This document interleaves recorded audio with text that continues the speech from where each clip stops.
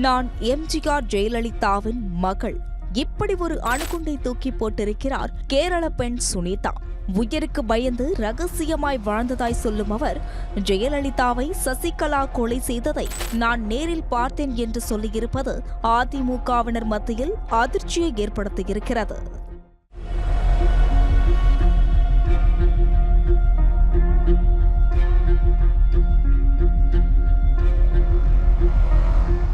நீங்களும் ஒரு அரசு ஊழியராக உங்கள் எதிர்காலம் சிறப்பாக அமைய உங்கள் வழிகாட்டியாய் the mount study centre Tiruvallur. Training program for UPSC, TNPSC, TNU, SRB, TET, RRB, SSCL ranking. Meenakshi Faculty of Pharmacy. Admission open for B.Pharm. Apply now. கடந்த ஜூலை 14ஆம் தேதி டெல்லியில் இருக்கும் தமிழ் மற்றும் மலையாள பத்திரிகை டிவி செய்தியாளர்கள் அனைவருக்கும் ஒரு போன் கால் வந்துள்ளது. அதில் பேசிய பெண், என் பெயர் சுனிதா, கேரள மாநிலம் திருச்சூர் இரிஞ்சி சலகுடா பக்கம் உள்ள காட்டூரை சேர்ந்தவள் என்று சொல்கிறவரை கேட்டுக்கொண்டிருந்த செய்தியாளர்கள், நான் வேறு யாருமல்ல, தமிழக முன்னாள் முதல்வர் ஜெயலலிதாவின் ஒரே மகள் என்று சொல்லவும் ஒரு நிமிடம் கிறுகிறுத்து போனார்கள். இதையடுத்து பதறியடித்தபடி சுப்ரீம் கோர்ட் வளாகத்திற்கு ஓடி வந்திருக்கிறார்கள். அங்கு நீல நிற டிரெஸ் அணிந்திருந்த ஒரு பெண் செய்தியாளர்களை வரவேற்று, நான் தான் ஜெயலலிதாவின் மகள் என்று அறிமுகம் செய்து கொண்டிருந்தார். அதன் பிறகு தன் கையில் இருந்த ஒரு ஃபைலை செய்தியாளர்களிடம் கொடுத்திருக்கிறார். அதை வாசித்து பார்த்த செய்தியாளர்கள் அதிர்ந்து போய் உள்ளனர். இதுகுறித்து டெல்லி பத்திரிகையாளர் ஒருவரிடம் பேசினோம். அந்த ஃபைலில் 2 பக்க புகார் பெட்டிஷன் இருந்தது. சுப்ரீம் கோர்ட் முதன்மை நீதிபதி R.K. கவாய்க்கும் ஒரு பெட்டிஷன் கொடுக்கப்பட்டிருந்தது. அதில், ஐயா, என் பெயர் சுனிதா, தமிழக முதல்வர்கள் எம்ஜிஆர் என் தந்தை, ஜெயலலிதா என் தாயார், 1980ஆம் ஆண்டு நான் பிறந்தேன். பிறந்த 2 மாதங்களில் பெற்றோர் என்னை உதவியாளர் மாதவனிடம் கொடுத்து கேரளா அனுப்பிவிட்டனர். எனவே என்னை எம்ஜிஆர் ஜெயலலிதா ஆகியோரின் மகளாக அங்கீகரிக்க வேண்டும். என் அம்மா ஜெயலலிதா கொலை செய்யப்பட்டிருக்கிறார், அதற்கு நானே நேரடி சாட்சி. எனவே என்னுடைய அம்மா வழக்கை மறுபடியும் விசாரித்து கொலையாளிகளுக்கு தண்டனை வழங்க வேண்டும் என அதில் குறிப்பிட்டிருந்தது. இதைத் தொடர்ந்து அவரிடம் செய்தியாளர்கள் சரமாரியாக கேள்வி கேட்க எதற்கும் அசராமல் பதில் சொன்னார். ஜெயலலிதாவை பற்றி பேசும்போது மட்டும் லேசாக கண் கலங்கினார்.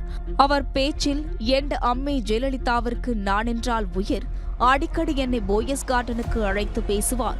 எனது 18வது வயதில் அம்மைதான் என்னை அவரின் மகள் என்று பத்திரிகையாளர்கள் முன்னிலையில் அறிவிக்க இருந்தார். ஆனால் அதற்குள் அவரை கொன்றுவிட்டனர்.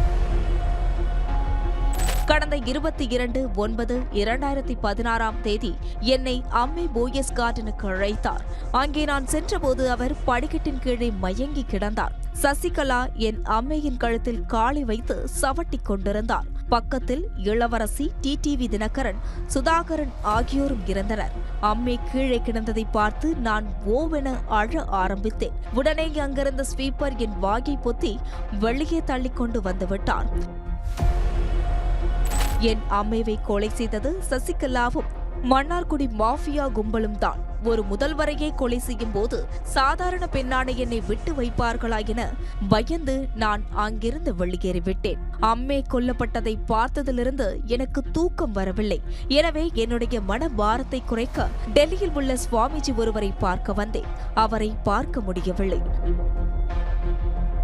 ஆசிரமத்தில் இருக்கும் அஜய் கிருஷ்ணா தான் எனக்கு ஆறுதல் கூறி அம்மையின் கொலைக்கு நீதி கிடைக்க போராடு என்று அறிவுரை சொன்னார். அதனால்தான் சுப்ரீம் கோர்ட் மறு விசாரணை கேட்டு மனு கொடுத்தேன். இந்த கொலைக்கு நானே சாட்சி. இதற்கு நீதி கேட்டு அம்மைக்கு நெருக்கமான மோடிஜியையும் பார்க்க இருக்கிறேன் என உருக்கமாக பேசினார் என்று முடித்தார். இதுகுறித்து சுனிதாவிடம் பேச முயன்றோம். அவரை தொடர்பு கொள்ள முடியவில்லை. எனவே அதிமுக வழக்கறிஞர் பிரிவு துணை செயலாளரும் மதுரை ஐகோர்ட் வக்கீலுமான 1000 கே செல்வகுமாரிடம் பேசினோம். 2016ஆம் ஆண்டு செப்டம்பர் மாதம் அம்மா ஆஸ்பத்திரியில் அட்மிட் ஆனாங்க. 75 நாட்களுக்கு பிறகு 5/12/2016 இறந்தும் போனாங்க. அவர் மறைந்த 2 ஆண்டுகள் கழித்து அம்ருதா என்கிற பெங்களூரை சேர்ந்த பெண், நான் ஜெயலலிதாவின் மகள் சோபன் பாபு, எனது அப்பா இறந்த என் அம்மாவின் உடலை வைஷ்ணவ முறைப்படி புதைக்கவில்லை.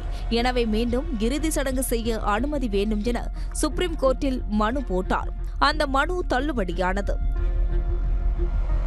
அதன் பின்னர் 2021 பல்லாவரம் பிரேமா என்பவர், நான் ஜெயலலிதாவின் மகள், மைசூரில் பிறந்தேன், 30 ஆண்டுகளாக சென்னையில் வசிக்கிறேன், என்னிடம் ஏகப்பட்ட ஆதாரங்கள் இருக்கின்றன, என்னை அம்மா பேபி என்றே அழைப்பார் என அள்ளிவிட்டார். அதுவும் போலி என்பது தெரியவந்தது. தற்பொழுது கேரளாவை சேர்ந்த சுனிதா தன்னை ஜெயலலிதாவின் மகளாய் அறிவிக்க கோரி சுப்ரீம் கோர்ட்டில் மனு போட்டிருக்கிறார்.